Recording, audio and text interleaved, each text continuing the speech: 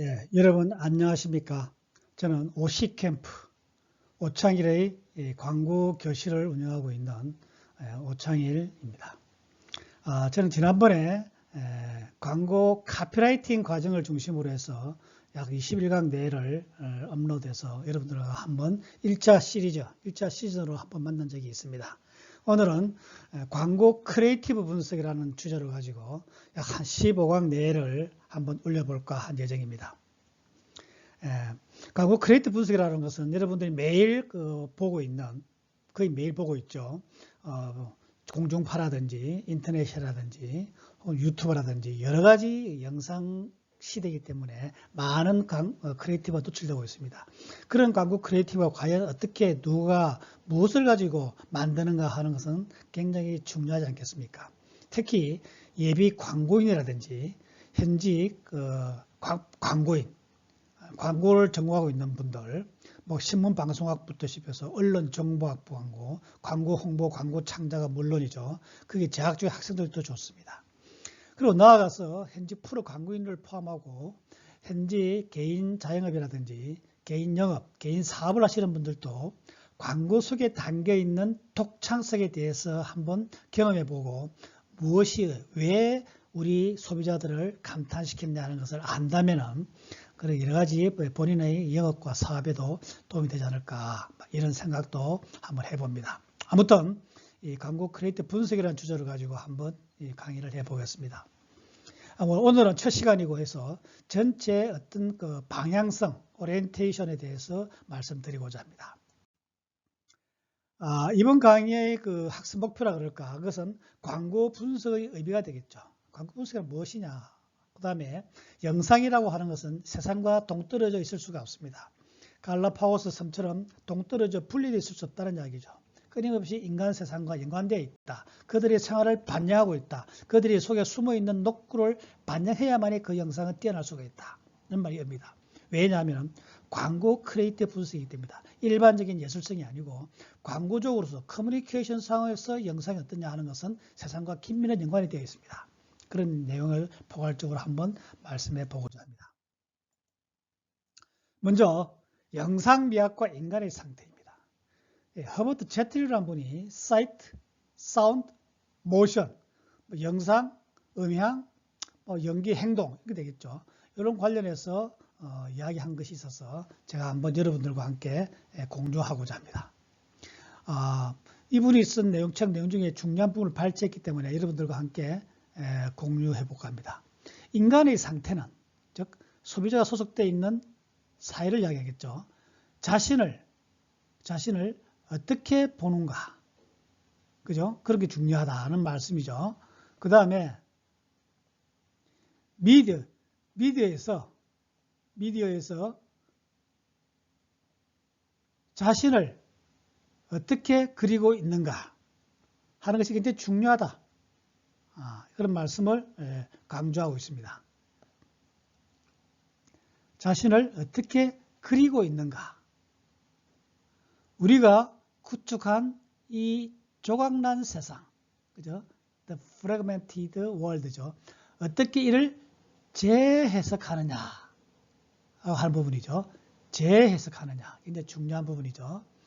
현상을 있는 그대로 받아들이지 않고 그 속에 숨어있는 의미가 무엇냐 하는 것을 발견해내고 그것이 나와 세상과 어떻게 연관되어 있느냐 하는 것을 새롭게 현대적으로 재해석함으로써 그 영상의 의미가 있다는 것을 강조하는 것이라고 볼 수 있겠습니다.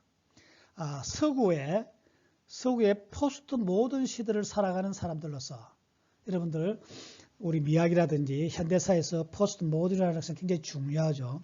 기존에 가고 있던 전통적인 모더니즘이 붕괴되고 특히 1968년 프랑스 5월 혁명 이후에 우리 사회는 굉장히 기존 군의와 기득권들이 굉장히 권위를 박탈하고 붕괴시키려고 하는 욕구도 굉장히 많았죠.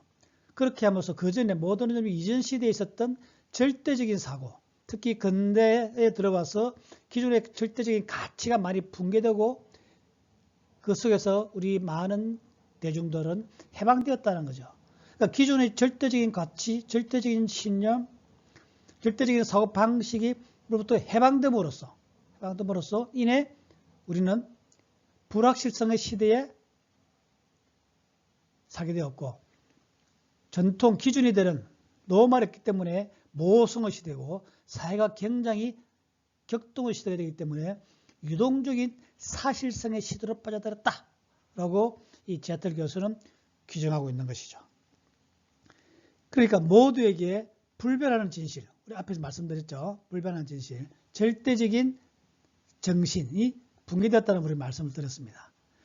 불변하는 진실이란 더 이상 존재하지 않으며 진실이란 그것을 어떻게 보는가에 달려있더라 라고 이분은 우리 현대사회를 해석하고 있다는 것이죠.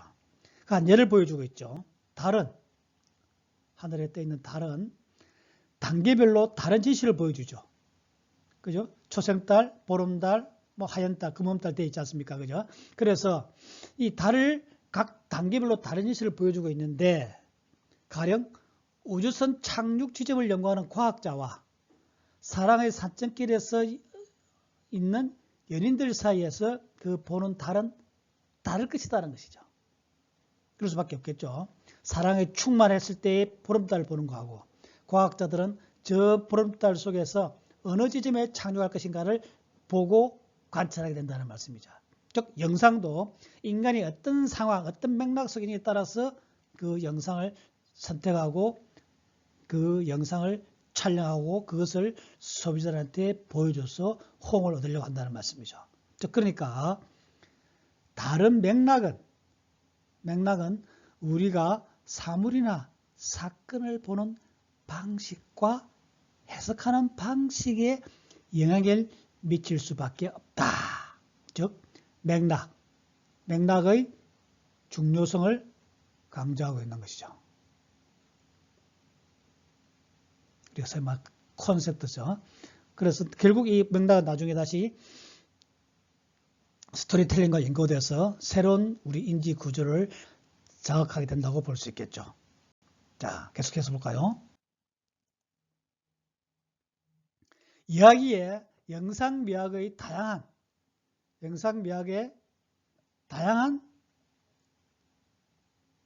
개념들을 적용시킬 때 자신을 둘러싼 세상과 자신을 더 잘 이해하게 되고 이 이야기 스토리텔링에 관련되어 있는 영상미학 또 영상미학의 기본적인 본질에 대한 개념들을 잘 이해하고 그것을 실제 광고 크리에이티브에 반영시킨다면 우리 자신, 즉 소비자를 둘러싼 세상, 사회, 트렌드와 자신을 더 잘 이해하게 되고 그러한 열정이 지혜로 부드럽게 변해가는 것을 느끼게 될 것이다.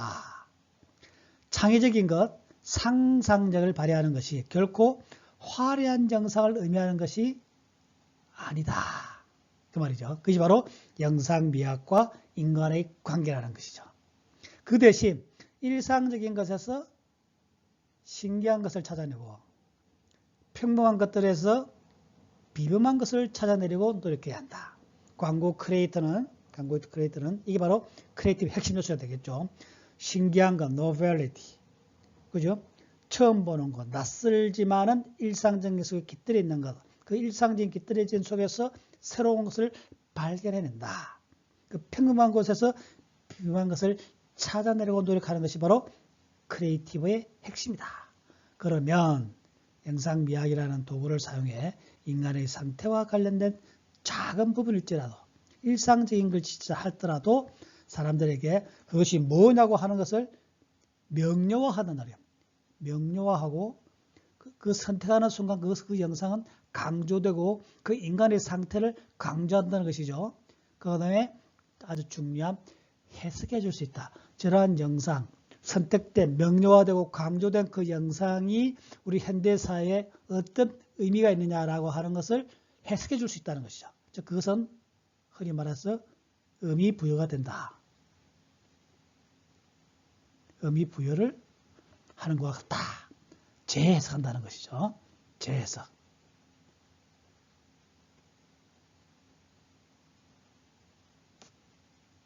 그래서 이 부분은 또 이렇게 비유하고 있습니다. 여우가 어린 왕자와 헤어지면서 자신의 비밀을 말한다. 우리가 바로 보기 위해서는 마음으로 봐야 한다. 마음으로 봐야 한다. 핵심적인 것은 눈으로 볼 수 없기 때문이다. 우리 눈은 사실은 정확한 사실, 팩트, 진실을 본다고 생각하지만 사실은 그렇지 않죠. 이 눈 자체가 뭡니까? 어떤 그 정상을 강조하게 되고 그것이 작가, 선택한 크리에이티브 디렉터에 의해서 해석해야 되고 그것을 보여줌으로써 그 의미가 명료화된다는 것이죠. 그래서 진중으로 본다면 겉모습, 즉 표면 구조만 보는 것이 아니고 속을 볼 수 있는, 심리를 볼 수 있는 기본적인 욕구를 찾아내는 그런 마음의 눈으로 보아야 한다. 우리가 해야 할 것은 보이지 않는 것을 보이게 하는 것이다. 보이지 않는 것은 결국 심리가 되겠죠. 속마음이죠. 속마음, 욕구 이런 것들을 잘 보이게 하는 것이 중요하다. 이런 말씀을 강조하고 있습니다. 그 다음에 대중문화 비평 한 권으로 끝내기라는 책이 있습니다.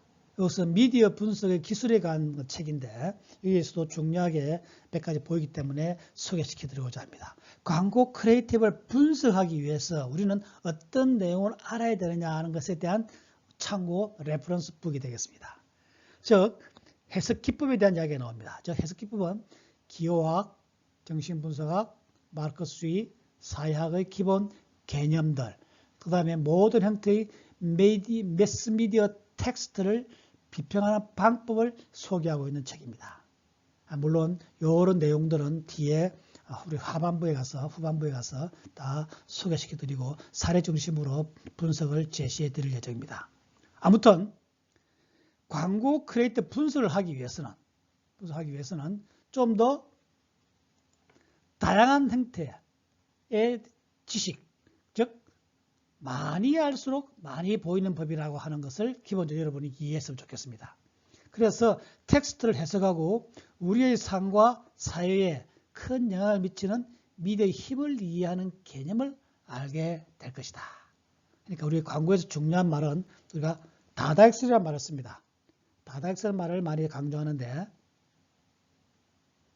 많은 많을수록 아이디어도 좋은 아이디어도 많으면 많을수록 양이 질을 좌우한다는 것이죠. 그래서 그 속에서 좋은 아이디어가 나오듯이 광고 크리에이티브 분석에서도 많이 알면 많이 할수록 좋다는 말을 다시 한번 강조시키고자 합니다. 즉 비평과 창조성은 동전의 양면과 같은 것이다. 즉 창의적인 사람은 즉 감독이든 예술가든 음악가든 작가든 공연 퍼포머이든 반드시 분석적인 시각을 가져야 한다. 비평은 아무리 이상적이라고 생각할 수 있죠. 지식 중심, 이론적인 거 이게 중심에 생각하는 거고 창조성은 아무래도 감성적이고 크리에이티브하고 독창적이니까 전혀 감성적이니까 전혀 심성적으로 볼 때 서로 반대에 있다. 그죠? 수평사고냐 수직사고냐 이런 것처럼 반대로 생각하는데 그렇지 않다는 것이죠. 이번 이야기는 비평과 창조성은 대립 갈등 관계가 아니고 상호 보완적이다. 동전의 양면과 같은 것이다. 한 몸이라는 이야기죠. 왜냐하면 작품이 성공했을 때 그 이유가 무엇인지 그리고 실패했을 때 똑같은 실수를 반복하지 않기 위해서 어떻게 해야 하는지를 우리가 깨달을 수 있고 터득할 수 있고 그것을 소위 말해서 내면화, 광고 크리에이티브 디렉터의 내면화됨으로써 더욱더 훌륭한 창조성을 발휘할 수 있고 그런 창조성을 발휘한 광고 크리에이티브를 봤을 때 그것이 왜 좋으냐라고 하는 것을 발견해낼 수 있다는 것이죠. 그래서 비평과 창조성은 앞뒤가 똑같아. 양쪽을 다 알아야 된다. 다다익선이다. 특히 우리 현대사회에서의 미디어 텍스트는 수명이 아주 짧죠. 5초, 15초, 쇼트라든지 쇼퍼 형식이 많죠. 그 다음에 릴스라든지 다 5초, 15초에 승부하고 있습니다.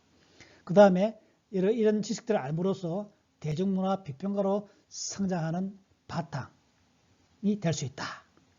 그래서 대중문화는 하나의 거대한 유기체임을 확인하게 될 것이다. 이런 내용들이 추가적으로 들어가 있습니다. 즉 대중문화라고 하는 것은 단순히 반짝하고 일회성으로 지나가고 한 일시적인 유행으로 끝나는 것이 아니고, 그것은 대중문화라고 하는 것은 그 속에 겉으로 드러나 있는 것은 대중문화입니다만은 그 속에 숨어있는 거대한 유기체, 상호작용하고 있다. 즉 바로 영상미학과 인간관계가 그런 관계가 있듯이 대중문화도 그렇다고 하는 것을 다 알아야 된다. 그렇게 하기 위해서는 우리는 비평과 창조성을 지향하는 사람일지라도, 즉 크리에이티브 디렉터를 하더라도 비평에 대한 안보가 있어야 된다. 그래서 이런 책을 읽어봐라, 이런 주장이 되겠죠. 하여튼 이 아사 버거라는 이 교수의 어떤 주장입니다. 굉장히 우리한테 많은 시사점을 주위에 여러분들한테 소개시켜드리고 있습니다. 그 다음에 지금은 우리 사회, 영상과 인간관계가 중요하다 말씀했듯이, 그렇다면 이 사회는 어떤 인간관계들은 어떤 인간관계를 형성하고 있느냐, 소비자들은 어떤 상황에 있느냐, 어떤 맥락 속에 있느냐라고 하는 것을 이야기하는 것입니다. 여러분 다 알다시피 지금은 웹 3.0 시대로 알려져 있죠.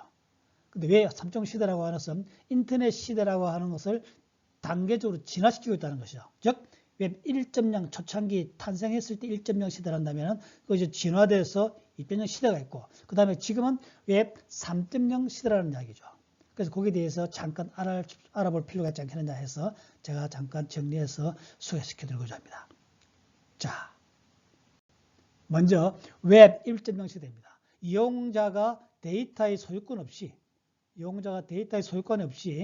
정보를 유통하는 인터넷 방식입니다. 과거에 여러분들은 잘 모르시겠습니다만 PC통신이 있었죠. 그래서 쉽게 이야기하면 사전을 읽는 것입니다. 고정된 텍스트에서 우리가 읽는 것이죠. 일방적으로 읽는 것입니다. 공중파도 방송하면, 광고를 하면, 드라마를 하면 일방적으로 우리가 받게 되는 거죠. 상호작용이 없습니다. 그래서 이러한 1.0 시대에 좀 진보된 형태로서 나타난 게 바로 웹 2.0 시대입니다. 웹 2.0 시대는 전형적으로 제일 중요한 특징이 바로 개방, 참여, 공유의 시대라 그러죠. 최근에 나와 있는 인스타, 틱톡, 페이스북의 1차적인 버전이라 생각하시면 되겠습니다. 비밀번호를 치고 주로 2D로 나오죠. 그래서 어쨌든 간에 구글, 애플, 네이버처럼 플랫폼이 지배하더라. 그 플랫폼이 모든 데이터를 다 가져가더라. 그 플랫폼이 주는 메시지에서 우리는 그냥 하나의 소비자로서 살아가더라. 이런 것이죠.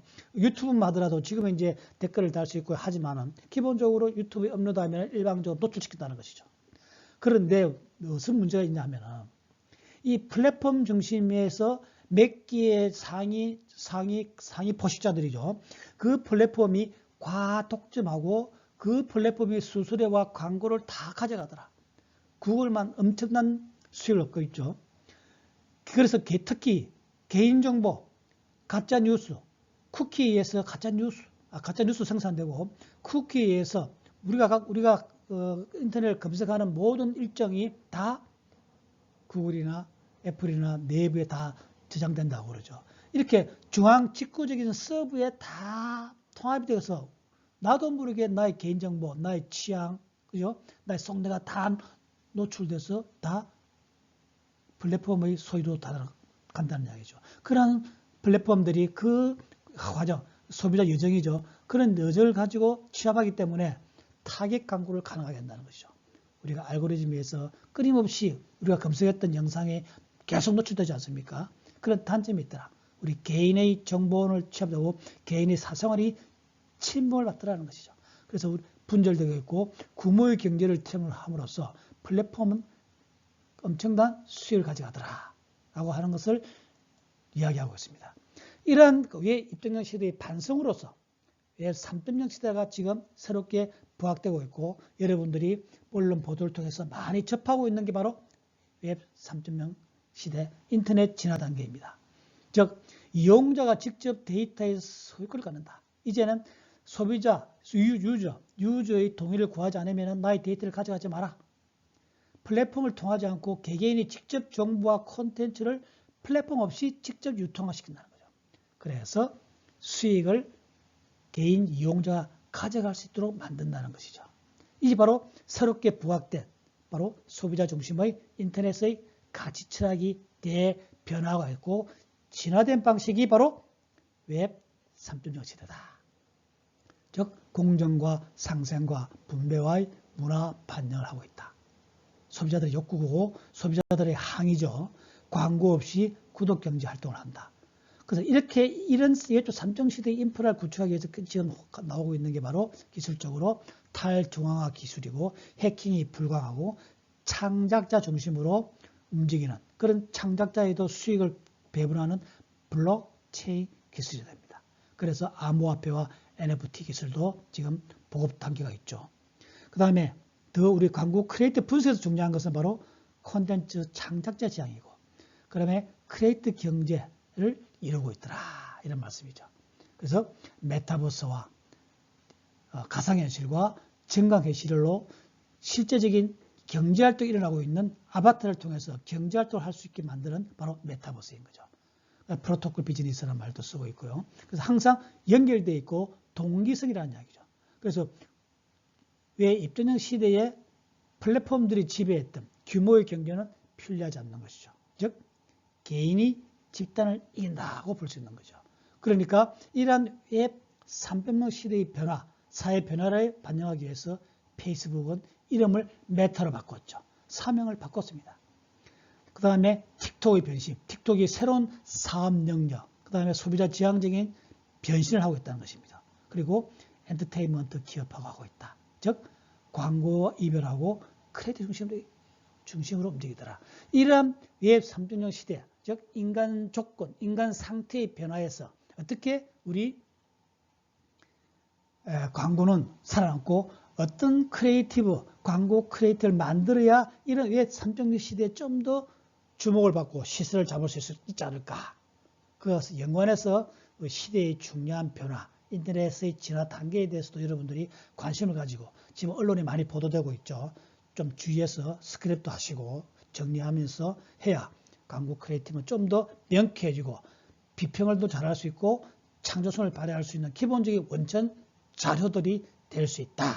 이런 것들을 제가 강조하기 위해서 기존의 변화 시대에 대해서 한번 말씀을 드렸습니다. 그러니까 인재도 왜냐하면 이 얘기에 따라서 모든 인재와 자본과 이슈가 이동하게 되는 것이죠. 달라지죠. 그리고 혁신의 속도를 빨리 해야 됩니다. 빨리 해야 되고 이런 것을 통해서 우리는 비즈니스 모델과 상업적 인프라도 변경시키고 있다. 그런 어떤 추세를 우리가 잘 알아야 된다. 그 다음에 이런 웹 3.0 시대에 들어와서 뿐만 아니고 물론 더 중요한 것은 사회학적 상상력입니다. 광고 크리에이터 분석이라고 하는 것은 기본적으로 뭡니까? 우리 사회와 만나야 됩니다. 사회 속에 살아가는 그런 인간의 상태, 인간의 조건, 맥락을 이해할 필요가 있다는 것이죠. 물론 밀스라는 학자가 병영제를 만드는 개념이고 나온 개념이다만 지금도 유효한 굉장히 중요한 요건입니다. 광고 크리에이티브 창의성을 발휘하기 위해서는 소비자와 만나야 되고 그 소비자가 처해 있는 사회가 어떻게 돌아가느냐는 것을 이해해야 되겠죠. 그래서 그런 사회학적 관점에서 상상을 봐야 하는 것이 광고 크리에이티브 분석에서는 굉장히 중요하다. 왜냐? 그런 것을 이해할 수 있고 그 크리에이티브를 이해할 수 있고 그런 이해할 수 있는 호응을 받을 수 있는 크리에이티브를 만들기 위해서 창조성을 발휘하기 위해서 그렇다는 것입니다. 즉 인간과 사회, 개인 일생과 사회 역사, 자아와 세계와의 상관관계를 파악할 수 있는 능력이 바로 사회학적 상상력이다. 즉 자기 자신과 외면, 인간 상황, 세계, 소비자와 살아가고 있는 우리 사회의 관계를 파악할 수 있는 능력이다. 인생 경험의 한계를 뛰어넘어 사회 전체를 통찰할 수 있는 능력이다. 인간은 삶에서 겪는 문제를 심리적이고 개인적인 경험만으로 한정되는 대신 개인화시키지 않는다는 것이죠. 그래서 시간적, 공간적으로 확장하여 사회에 속한 개인의 위치가 어디인지를 스스로 결정할 수 있게 된다. 이렇게 스스로 결정하는 소비자들의 마인드, 취향, 그죠? 선호 이런 것을 이해하기 위해서 사회학적 상상력이 필요하다. 즉 개인적인 상황을 벗어나 더 큰 문맥, 또 문맥이 나오죠. 어떤 맥락, 컨텍스트죠.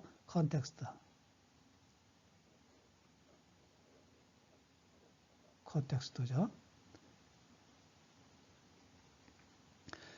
그래서 사건, 사물을 바라보는 것이다. 무엇이 사약적 상상이다. 그러니까 모든 것을 일상화, 개인화해서 그 지나치지 않는다는 것이죠. 사회와의 관계, 문맥, 어떻게 의미가 부여되고 있느냐, 어떻게 그 영상이 그런 행동이, 소비자 행동이 어떤 브랜드를 선호하고 인기가 끄는 이유가 뭐냐고 하는 것을 알 수 있게 해주는 것이 바로 사회적 상상력이다. 즉 자신이 경험하지 않더라도 간접적인 방법으로라도 여러 가지 자료도 좋습니다. 사회 구조를 통찰하는 게 중요하다. 그래서 문제의 원인이 무엇인지 알아내고 해결하는데 필요한 행동을 결정할 수 있다는 것이죠. 즉 사고와 사건의 차이죠.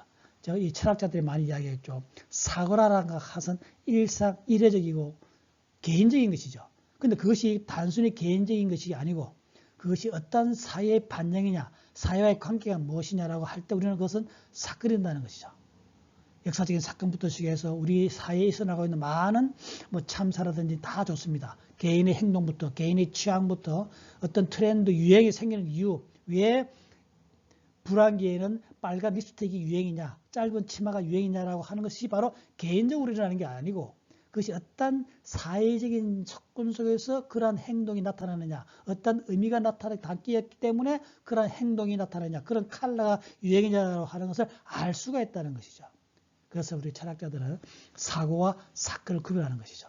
사고는 개인적이고 일회적이지만 사건은 사회와의 연관성이 있는 것이다. 그래서 우리는 사회뿐만 아니고 공간적인 사회뿐만 아니고 시계열적인 역사적 상상력, 역사란 무엇인가 같은 책을 읽어봄으로써 역사학적인 상상력도 필요하다. 인간과의 관계, 사회학적 상상력, 시대의 변화에 대해서 알므로써 우리는 좀 더 좋은 광고 크리에이티브를 찾아낼 수 있고 만들 수 있다. 이 점을 강조하고 싶어서 말씀드립니다. 자, 이러면서 우리 광고 크리에이티브 분석에서 중요한 한두 가지 개념을 또 추가 말씀드리고자 합니다. 즉, 씬스틸러입니다. 씬스틸러를 많이 들어보셨죠? 영화나 드라마에서 주연 못지않게 연기하는 인기 있는 조연 연기자. 주연을 살리고 작품을 살리는 조연 연기자를 이야기하는데 저는 이것을 씬스틸러서 시선 강탈로 저는 해석했습니다. 즉 광고 크리에이티브에서는 시선을 강탈하는 씬스틸러 같은 접근, 씬스틸러를 찾아내는 그런 어떤 역할들이 중요하다. 광고 크리에이티브에서 분석할 때 어떤 모습, 어떤 영상이, 어떤 메시지, 어떤 카피가 씬스틸러 역할을 잘 하느냐라고 하는 게 중요하다. 그걸 찾아내고 그런 걸 광고 크리에이티브에 넣을 수 있어야 된다는 것이죠. 그 다음에 블랙스완. 블랙스완 번역하면 검은 백조자. 백조는 원래 뜻은 화이트입니다. 그죠? 화이트죠. 화이트인데 그 속에 어떤 블랙스완이 있느냐라고 하는 것이 굉장히 중요하다. 즉 원래 뜻이 전혀 예상하지 못한 사건으로 위기와 기회를 맞을 수 있다고 하는 어떤 부정적인 의미로 썼습니다만은 위기의식을 조장하기 위한 말로 쓰였습니다만은 제가 볼 때는 블랙스완이라고 하는 것은 광고 크리에이티브에서 굉장히 중요하다. 전혀 예상하지 못한, 즉 낯설게 보인다. 전혀 의외적이다. 의외성, 전혀 의외적이다. 낯설게 보이는 그런 블랙스완 같은 것을 찾아내고 만들어내는 게 바로 광고 크리에이티브다. 광고 크리에이티브고 그런 것을 분석해낼 수 있어야 된다. 그래서 제가 생각할 때는 이런 씬스틸러 개념, 블랙스완을 찾아내고 넣을 수 있는 게 중요하다. 이것은 현대자동차 소나타 광고입니다. 이게 여러분들이 사진을 많이 보셨죠. 수변과 간호사의 키스입니다. 이것은 뉴욕의 타임스퀘어입니다. 제2차 세전이 종전됐을 때 너무 기쁜 나머지 뉴욕 시민들이 맨하탄으로 타임스퀘어를 막 나왔었죠. 그때 지하철에서 나온 수변과 간호사가 감기에 겨워서 전혀 모르는 두 사람인데 서로 기쁨의 키스를 가지고 있는 거죠. 아주 2차 세계대전 이후에 아주 중요한 사진으로 많이 언론에 소개되었고 여러분도 알고 계시리라 봅니다. 그런 씬스틸러에 해당되는 이 사진에 현대자동차 소나타 러브로서 광고의 역사적인 의미를 소나타로 가져가는 것이죠. 즉 시선을 강탈한다. 소비자가 시선을 강탈당한 거 있죠. 그래서 광고화시켜서 제가 볼 때는 굉장히 좋은 광고 아닌가. 이 신스틸 광고는 많이 노출되지 않았습니다만은 굉장히 광고 크리에이티브로 본다면은 의미 있는 것이 아니겠느냐. 그래서 이 자체보다는 어쨌든 간에 광고 크리에이티브라고 하는 것은 이런 씬 스틸을 만드는 것이고 블랙스완을 만드는 것이다. 의외성과 낯설게 보임으로써 소비자의 시선을 강탈하는 것이다. 라고 하는 것을 제가 여러분들께 강조하는 바입니다. 그 다음에 이런 시선 강탈을 하기 위해서 필요한 게 바로 필요한 과정이라고 볼 수 있겠죠. 세렌디피티. 이것도 중요한 개념으로 사용이 됩니다. 그래서 여러분들 아시리라 믿습니다만은 한번 언급해 보겠습니다. 세렌디피티는 뜻밖의 발견을 하는 능력, 뜻밖의 발견 그 자체죠. 의도하지 않은 발견, 운 좋게 발견한 것을 이야기합니다. 그죠? 완전한 우연으로부터 중대한 발견이나 발명이 이루어지는 것을 말한다. 즉, 발견의 기쁨을 준다는 것이죠. 세렌디피티라는 것은. 여러분들이 광고 활동을 하면서, 여러분들이 공부를 하면서, 그죠? 현직 광고인들은 아이디어를 내는 과정에서 꽉 막혔죠. 터널처럼 깜깜한 세상에서 어느 날 갑자기 의외적인, 돌발적인, 아주 획기적인 빅 아이디어가 나올 수 있습니다. 그때의 기쁨은 무한한 희열이죠. 환타지입니다. 이 발견의 기쁨을 주는 게 바로 우리 세렌디피티고, 이 세렌디피티는 광고 크리에이티브 디렉터는 흔히 겪게 되는 현실 상황이죠. 그런데 이 세렌디피티 과정을 아무도 모른다는 것이죠. 아무도 모릅니다. 블랙박스죠. 깜깜합니다. 광고 크리에이티브는 아주 미스터리입니다. 우리가 분명히 생활 속에서 경험하지만은 그 과정을 구체적으로 하나 단계별로 설명해 보라면 좀 어렵죠. 그죠? 어려운데 그것은 왜냐? 의도하지 않은 뜻밖의 발견이기 때문이다. 물론 이러한 과정을 좀 더 우리가 광고 크리에이티브 분석 시간을 통해서 좀 체계적으로 만들 예정입니다만 어쨌든 간에 기본적으로 발견의 기쁨, 그죠? 크리에이티브 창의성의 어떤 독창성에 대한 확인을 하는 과정이 있다. 그것이 바로 세렌디피티인데 그게 바로 블랙스완을 찾아내는 과정이고 씬 스틸을 찾아내는 과정이라 볼 수 있다. 그래서 이런 개념, 의미, 그런 과정, 창자의 고통 이런 것들에 대해서 좀 이해가 필요하다는 것이죠. 그래서 원래는 이제 과학계에서 페니실린 발명한다든지 비아그라 발견 같은 것도 다 원래 목적으로 했던 게 아니고 사이드 이펙트죠. 해서 나왔던 그런 약들이다. 특히 콘택트백 같은 경우에는 감기약의 배합 성분이 중요한데 그것을 600번이나 실험한 뒤에 나온 결과 효과도 좋은 감기약을 발견했는데 그것이 바로 컨택600이라고 하는 브랜드 네임과 연관시켰다는 이야기죠. 뭐 3R도 마찬가지죠. 그러니까 요거는 이제 여러분들이 보셨으리라 믿는데 영화 세렌디피티라고 하는 영화가 있습니다. 여러분이 못 보실 경우도 많겠네요. 2001년도 나온 영화인데 우리 젊은이들한테 좋은 호응을 많이 받았죠. 전혀 모르는 두 남녀가 있었는데 크리스마스 선물을 각자 준비하는 과정에서 동시에 어떤 가게에서 선물 가게에서 집었는데 하나 남은 장갑을 집었던 것이죠. 그렇게 하면서 두 남녀가 우연히 만나게 되는 상황이 설정되고 나중에 그 두 사람은 연인 관계로 발전하게 되는 것이죠. 그런 것처럼 전혀 의도하지 않았던 발견이 바로 세렌디피티다. 그런데 블랙박스처럼 정리하기가 어려운데 그런 크리에이티브 분석을 통해서 우리는 충분히 그런 것들을 학습할 수 있고 우리 자신의 노하우로 만들 수 있다는 것이죠.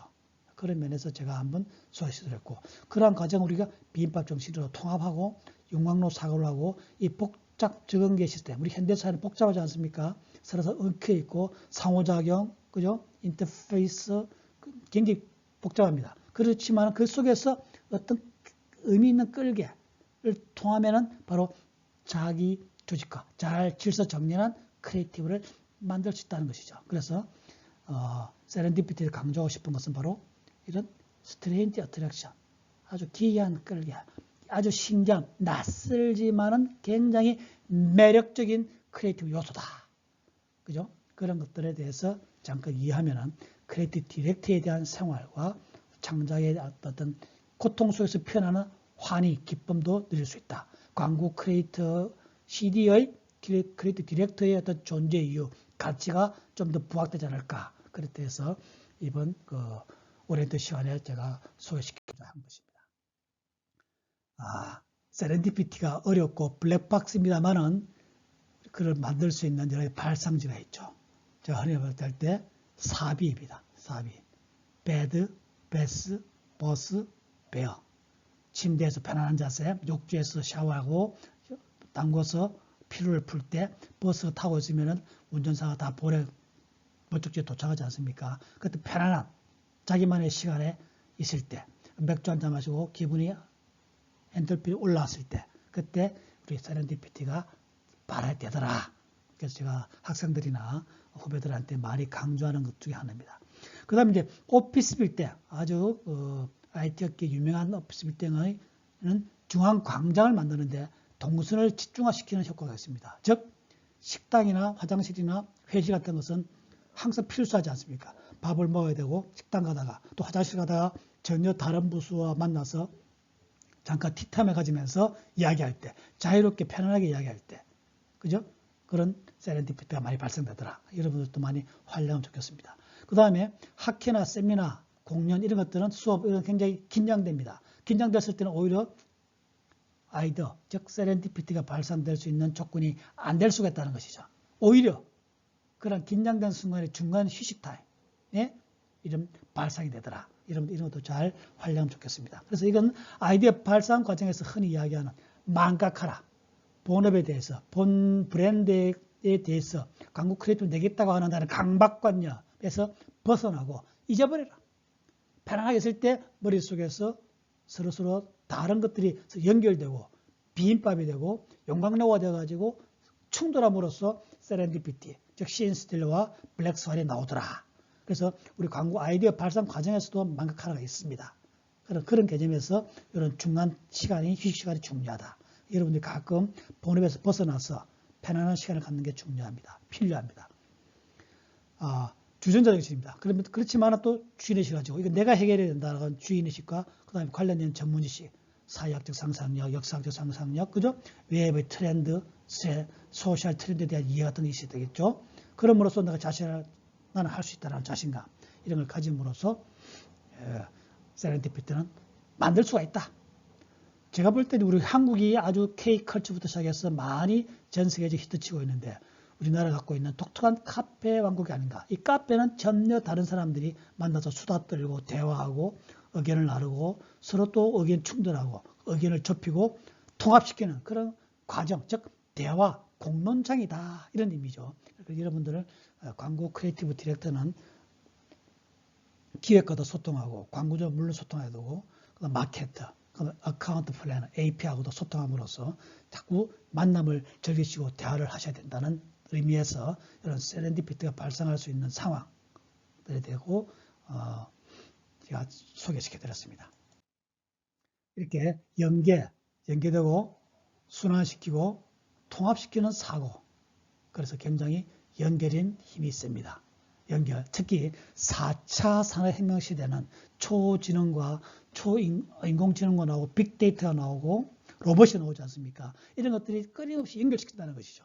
그런 개념처럼 우리 크리에이티브 디렉터들도 모든 사물, 인간, 사회, 역사, 내면 심리, 그죠? 다른 장르, 다른 예술 다 연결시켜서 통합하려고 하는 생각이 굉장히 중요하다. 그러면 세렌디피티, 즉 창의력, 즉 낯설게 하기 위해서 광고 크리에이티브 분석은 시작되고 완성된다. 모든 것을 연결시키기를 바랍니다. 이번 광고 크리에이티브 분석 시리즈 시즌 2 오창일의 광고 교실에서는 이런 이야기를 하려고 합니다. 문화와 대중문화의 이해, 광고와 고객, 현대사회에서 영웅, 영상과 영상 분석 의미, 기본적으로 설득 커뮤니케이션에서 기본적으로 다 언급할 예정입니다. 그리고 앞에서 우리 했던 대중문화 분석 한 권에 이렇게 나왔죠. 기호학적 분석, 그죠?